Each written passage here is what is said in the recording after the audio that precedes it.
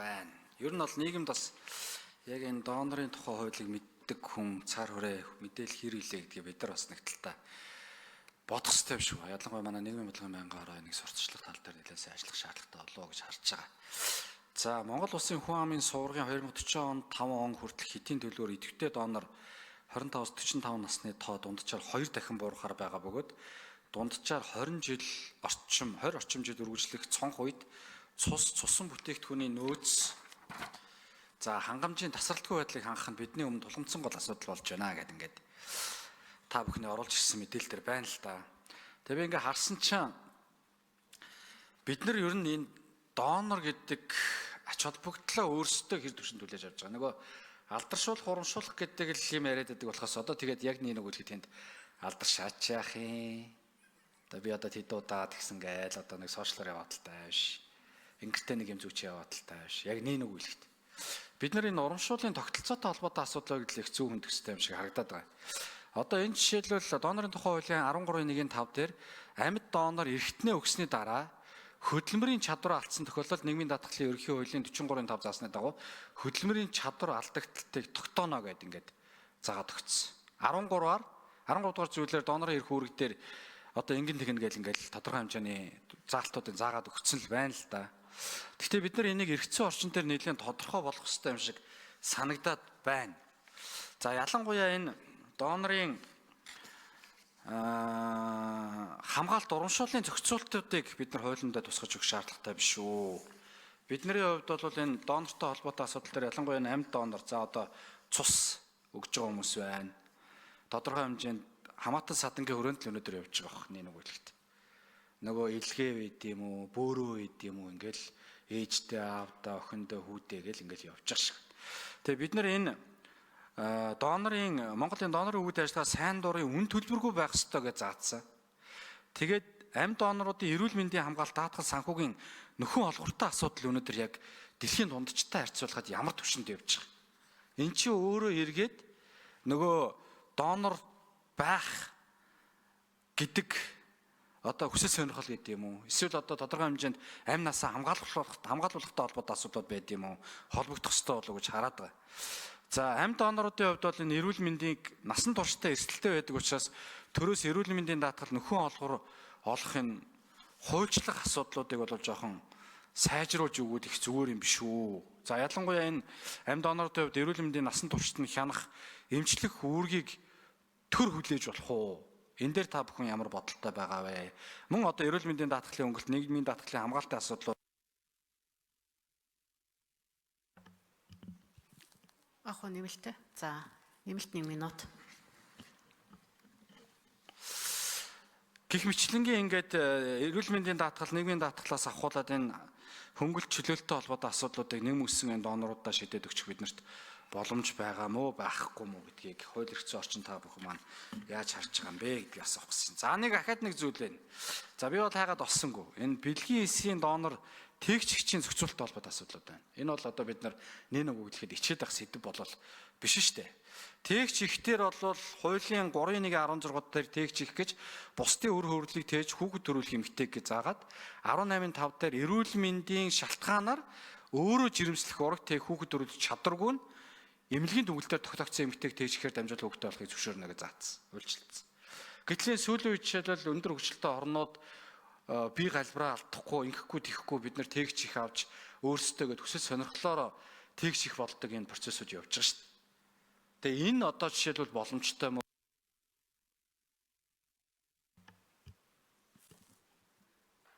За ажлын хэсгээс 6 дугаар микрофон. Эрдэнэ хоёр дараагаар л нөө. За та бүхний өнөөдрийн амлаг айлтгая. Цус хэлбэр судлалын үндэсний төвийн захирал Эрдэнэ хоёр байна. Бат Эрдэнэ гишүүний асуултанд хариулъя. За ерөнхийдөө эхний тэр одоо бидний хийсэн судалгааны юмнууд байж байгаа хүн амын сурга дээр одоо цусны донорын одоо тоо хэд болох вэ гэдэг ирээдүйн зургалыг гаргасан. За манай төвийн хувьд бол 2035 он хүртэлх одоо цусан өгөхийн хандлагыг математик загварчдаар одоо тоосч гаргасан байж байгаа. За ер нь одоо Япон Солонгос гэдэг юм уу 2055 он хүртэлх энэ одоо зурглуудыг гаргацсан бас юм жишгүүд байдаг. Тэгээ энэ дээр одоо яг Монгол улсын хүрээн дээр бид нар ямар байна гэдэг харьцуултуудыг хийгээд үзэхээр за энэ цаг үеуд дээр ер нь дооны тоо цаашдаа буурах юм байна гэсэн ийм зүйл байгаад байгаа. Эсвэргээрээ харин цуссан бүтээгдэхүүн хэрэглээ нэмэгдэх ийм одоо төлөвтэй байгаад байгаа. Яг гэвэл одоо эртний шилжүүлэн суулгах гэдэм үү, цуссан бүтээгдэхүүн шаардлагатай өвчлөлүүд бол асар их нэмэгдэж байгаа ийм дүр зураг байгаа. За олон улсад бол 1975 оноос эхлээд Дэлхийн эрүүл мэндийн байгууллагын ассамблеагаас болон 2000 он, за 2010 онд Австралид хамгийн сүүлийн одоо ассамблеагаас гаргасан зүйлүүд. За нэмэгдэл 2 минутын нэг.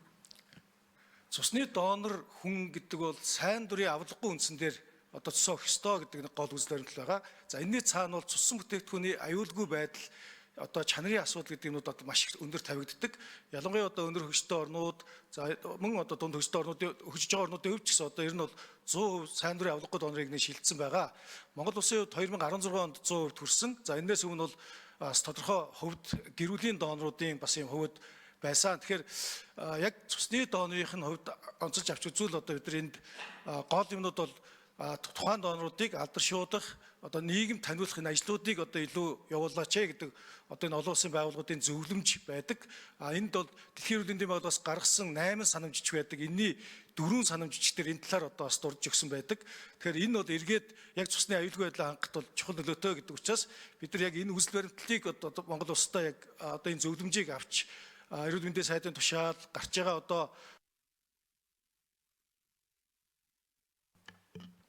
Илүү яг тодорхой асуулт асуугаад байна гэж бодод байна л да. Яг урамшуулал юм уу эсвэл нөхөн олгоор яг ямар байдаг вэ? Тийм. 6 дугаар микрофон дахиад нэмээд хариулах уу? хойлоод. Ер нь бол одоо өнөөдрийн бас ярилцж байгаа зүйлүүд өнөөдрийн хууль маань өөрөө хоёр өөр үзэл баримталтай юмыг нэг хуулиар зохицуулаад байгаа дээр л одоо сая Батэрдэн гишүүний асуулт гараад байна гэж ойлгоод байна. Ягаад гэвэл цусны донорын асуудыг бол одоо нийгэмд сурчлах, одоо тэр доноруудыг алдаршуулах, урамшуулах чиглэл дээр нь илүү явдаг бол за эд эрхтэй донорыг бол одоо бид нар бас ингээд сурчлаад байх энэ одоо зөвлөмж бас байдаггүй. Тэгэхээр яг энэ өнөөдөр одоо нэг хуулиар ийм хоёр өөр ойлголтууд за тэгээд дээрэс нь одоо сая тээгчхийн асуудал гэдэг юм уу энэ зүйлүүд ингээд ороод ирж байгаа учраас бас энэ дээр бас ийм ойлгомжгүй байдлууд үүсэж байна уу гэсэн ийм л одоо бодолтой. За тодруулах Батэрдэн гишүүн.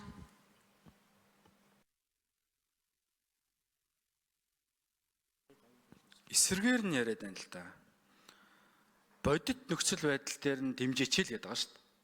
Жишээлбэл төрөөс үзүүлэх дэмжлэгүүдийг нэмэгдүүлэх боломж байгаа мó. Тэрнээс биш алдаршуулъя гэдэг чинь хий хоосон юм аа л гэж хэлээд байгаа байхгүй юу? Та болохоор алдаршуулах нь хориотой гэж яриад байна шүү дээ. Би алдаршуулъя гэж ерөөсөө яриаггүй шүү дээ. Төрөөс үзүүлж байгаа дэмжлэг одоо жишээлбэл эрүүл мэндийн даатгал нь байдаг юм уу? Эсвэл тодорхой хэмжээний бүрэн шинжилгээнд хамрагдах процессууд байдаг юм уу? Насан туршдаа хяналтанд хамрагдах эрхийн асуудал байдаг юм уу? Энийг хийгээд өгчих боломж хуулийн дээр байхгүй мó.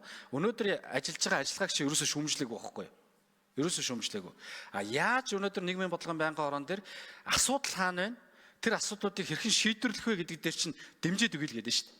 Тэгэхээр та жишээлбэл сая хоёр асуудлыг нэг хуулиар зохицуулсан дээр асуудал яваад байна гэж яриад байна шүү дээ. Тийм үстэй. Одоо жишээлх юм бол энд ийм байгаа байхгүй юу? Одоо нөгөө минут нь бас дуслаа л та.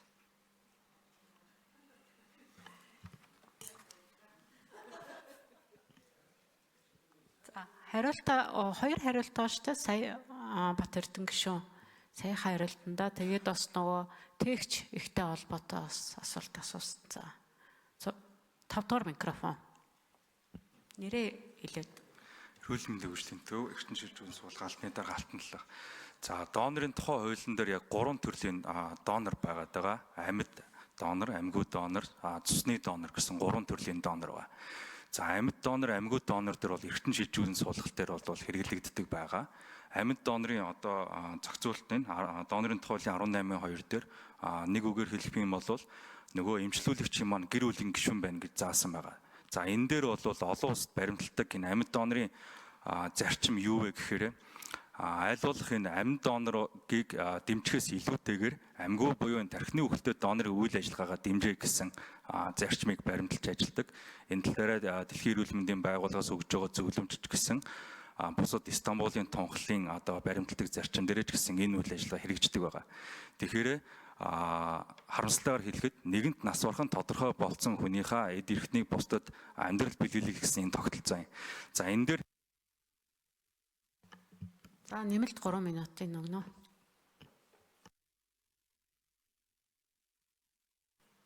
За энэ дээр амьд донорыг бол ямар нэгэн урамшуулагч гэдэг юм уу одоо нэмэлт мөнгө төгрөг өгөх энэ асуудал бол ямар ч байх боломжгүй, олон улсдаа ч гэсэн энэ асуудал байхгүй байгаа.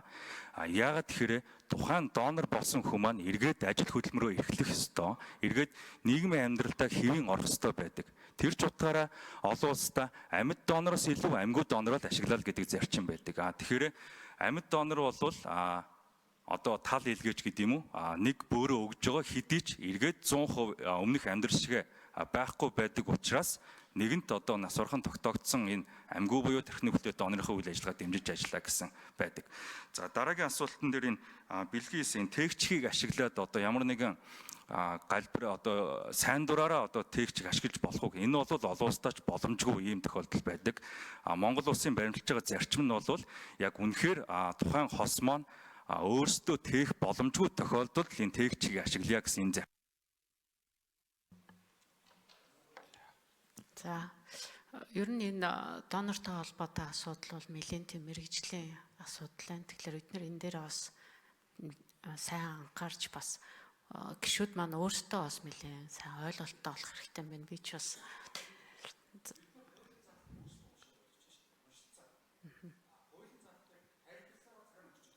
Тэ оноо төвд.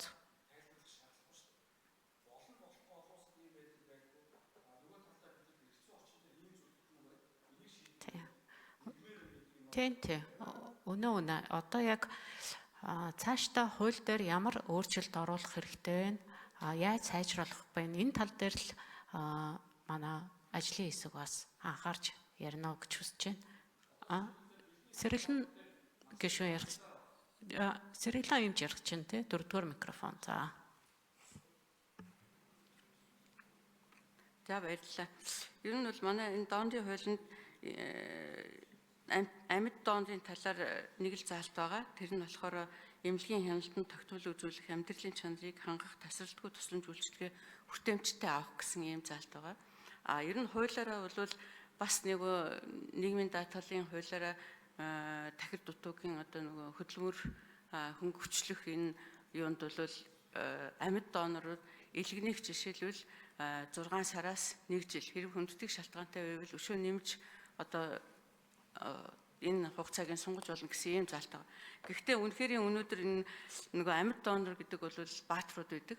Тийм учраас энэ бааtruудаа бас ямар нэг хэмжээгээр урамшил биш л дээ.